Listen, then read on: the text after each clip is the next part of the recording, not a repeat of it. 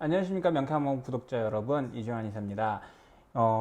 이번 방학 때는요, 코로나 때문에 수업 일수가 부족해서 그랬는지 몰라도 학생들이 오는 양상이 조금 다르긴 했어요. 보통 방학 때 집중적으로 치료를 받곤 하는데 굉장히 특이한 양상이 많이 관찰이 됐습니다. 뭐냐면 보통 방학 때 애기들이 오면은 뭐를 치료를 하냐면요, 대부분 성장입니다. 성장이나 뭐 총각탕 같은 거, 머리를 맑게 해주세요, 그다음에 면역 기능 좀 올려주는, 저희 한의원이 이제 그런 쪽으로 많이 하다 보니까 그런 식으로 많이들 오는데, 요번 여름에는 특히 뭐가 있었냐면요, 막 7, 8살인데도 비만 때문에 오는 애기들이 꽤 많았습니다.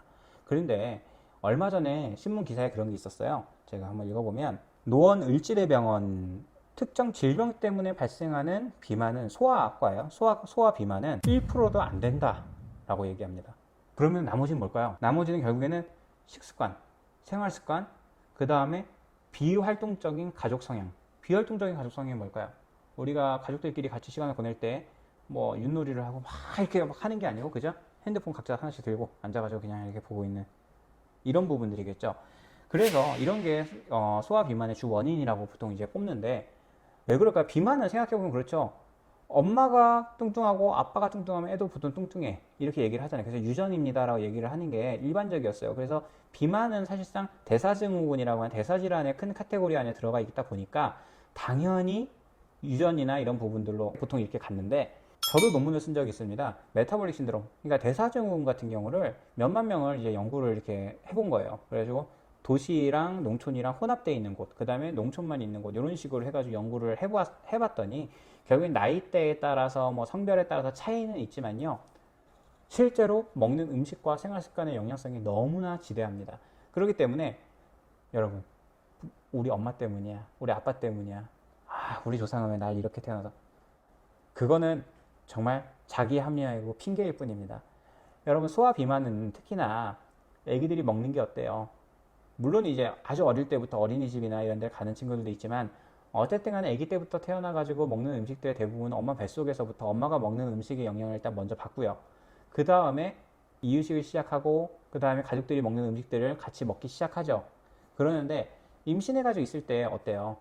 실제로 요새는 엄마들조차도 단 걸 굉장히 많이 먹죠. 그러다가 또 스트레스도 많이 받고, 이런 직장 생활과 이제 뭐 육아나 뭐 임신이나 이런 걸 같이 병행하다 보니까 스트레스 지수가 높아요. 그럼 당연히 피 자체도 혈당이 높아져서 걸쭉해지게 됩니다. 그런 상황에서 임신을 유지를 해서 다행히 출산을 하게 돼도, 출산할 때도 당연히 좀 난산인 경우가 많고요. 애기들도 태열이라고 하는, 피가 예를 들어서 맑게 공급이 되어 오던 거면 상관이 없지만 그렇지 못한 상태에서 영양이 공급이 되다 보니 당연히 몸이 건강하지 못하게 태어나는 경우가 많죠. 그러게 되면 당연히 태열이나 이런 부분도 많을 거고요. 그 다음에 뭐 소아천식이라든가 아토피라든가 이런 질병에 노출될 가능성도 굉장히 큽니다.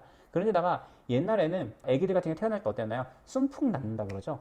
굉장히 강한 압력으로 순간적으로 아기를 밀어내는 과정에서 반작용으로 자궁 수축이 일어나는 부분도 있습니다. 그런데 요새는 회음절개를 다 하죠. 회음절개를 하기 때문에 사실 자연분만이라고 100% 자연분만이 아닌 경우가 굉장히 많아요.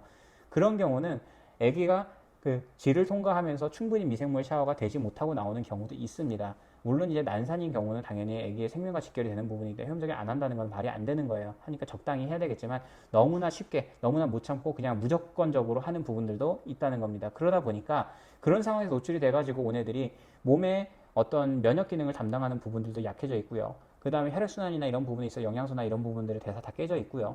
그 다음에 먹는 음식들, 엄마나 아빠가 먹는 음식들 어때요? 달고 짜고 이런 거 많이 먹죠. 그리고 가공식품 많이 먹죠. 그런 거 옆에서 같이 먹기 시작하죠.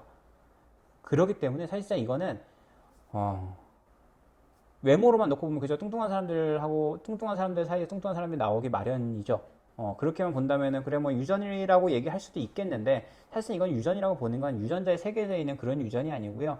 물론 이제 조금 더 췌장이 약하게 타고난 사람, 간이 약하게 타고난 사람은 있고, 그런 사람들이 조금 더 노출이 됐을 때 어떤 질병을 나타낼 수 있는 확률이 좀 더 높아지죠. 그런 것까지는 유전, 그래 맞습니다. 근데 대부분은 먹는 음식이나 이런 부분에 있어가지고 후천적으로 바뀐 거예요. 후천적으로 바뀐 거고, 애기들은 보통 뭐라 그래요? 11시부터 1시까지는 충분히 좀 그 시간 되는 자야 된다 하는데, 요새 애들은 막 학원이다 뭐다 해가지고 막 늦게 자죠. 늦게 자고 이러다 보니까 애들이 잠을 제대로 못 자니까 당연히 성장 호르몬이 적어지게 되고, 성장 호르몬이 작아지게 되면서 당연히 성조숙증이라든가 이런 부분부터 시작해가지고 그런 게 빨리 찾아오는 겁니다. 그렇기 때문에 여러분, 소아비만 같은 경우는요, 엄마 아빠가 말랐는데 애만 뚱뚱하다? 그럴 수 있어요. 근데 그 엄마 아빠들은 뭐를 하고 있느냐? 자기들은 같이 뭔가를 먹고 나서 자기들은 또 운동을 따로 하는 경우가 있습니다. 그렇기 때문에 그 음식도 그렇고요. 뭐든지 간에 아기들은 의지가 약할 수밖에 없고 어떤 에너지나 이런 운동을 따로 또 시간을 내서 하고 이런 게 부족할 수 있어요. 부족할 수 있기 때문에 최대한도로 어떻게 해야 돼요? 그런 거에 노출이 안 되게끔 해줘야 되고, 야, 넌 뚱뚱하니까 먹지 마. 엄마 아빠는 먹을 거야. 엄마 아빠는 음식을 안 좋은 걸 먹으면서 너는 건강에 안 좋으니까 먹지 마. 이런 식으로 하면은 당연히 가정에서 어떤 것도 아이의 건강을 찾는 데 도움이 될 수가 없습니다. 그렇기 때문에 온 가족이 같이 건강을 찾아 나가야 돼요. 그리고 우리 애는 비만이고 몸이 안 좋은데 우리는 건강해요. 하지만 잘 생각해 보세요. 오늘보다 사람은 무조건 내일 더 늙습니다. 노화가 되죠. 그렇기 때문에 내 몸도, 부모인 나의 몸도 어차피 늙어가는 과정이기 때문에 미리 음식이나 이런 데 초가공식품이라든가 단 음식들, 자극적인 음식들을 멀리해서 나쁠 거는 전혀 없어요. 그렇기 때문에 그걸 갖다가 아주 애기들부터 미리 노출시킬 필요도 없고요. 그렇기 때문에 가족들 식단에서 그런 거를 제거해 주는 게 가장 좋은 방법입니다. 그렇기 때문에 얼마 전에 초가공식품이라는 말, 가속노화라는 말, 이런 말들이 많이 나왔죠.